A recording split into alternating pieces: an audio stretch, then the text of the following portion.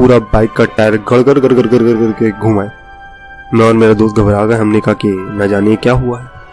फिर हम उतरे और बाइक को पैदल पैदल लेकर चलने लगे। उसी दौरान मैं अपने दोस्त को रच की गालियां दे रहा था कि तू गलत रास्ते से लाया है, हमेशा की तरह।